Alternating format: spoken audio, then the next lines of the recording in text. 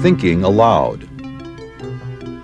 Conversations on the leading edge of knowledge and discovery with psychologist Jeffrey Mishlove.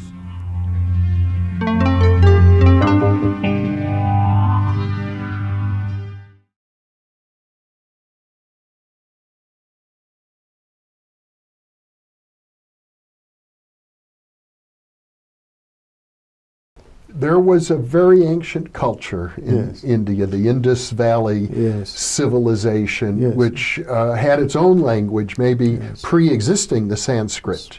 Very possibly, yes. And they, from what we know of that civilization, probably had developed the practices that are now known as yoga. Yes, very possible. If we look at whatever material records we have from that civilization, there are sufficient, imagery that give us to believe that they knew processes of yoga, and they were involved in invoking special powers, what we may think of as paranormal powers, to extend the power of the human being over the environment, over animals of the forest, Yes. and over other human beings. So they were using yoga as a means to derive supernatural power.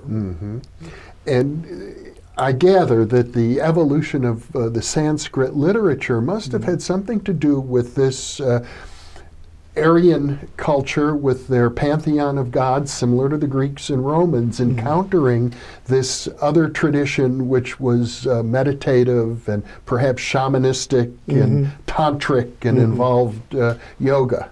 True, absolutely. I completely agree. So there was a shamanistic tradition, as you mentioned. In fact, the word for shaman-like beings in India is Shraman. It just has an extra A. And it's probably exactly the same word that makes its way to India, and we get the term Shraman. Shraman is a wandering ascetic, often with paranormal powers. So you either had individual Shramans, or you had groups of Shramans that formed little collectives. And it's very possible that in the Indus Valley you had people of this kind who entered into society and were actually very influential in society. They may even have controlled the society, may have been like priest kings.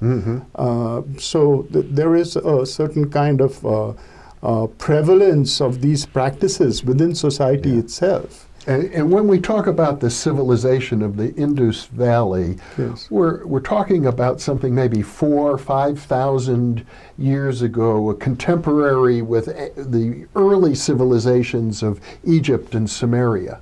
Quite true. The peak of the Indus Valley takes place about, I'd say, close to 5,000 years back, about 2,700 BCE. It begins peaking.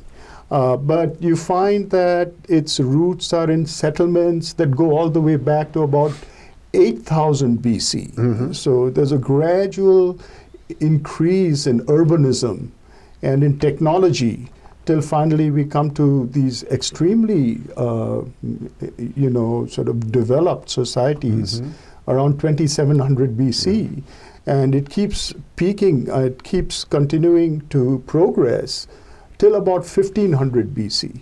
And then there is a kind of a desertion of these towns. And so that's the Indus Valley, and then the material records seem to dwindle after that.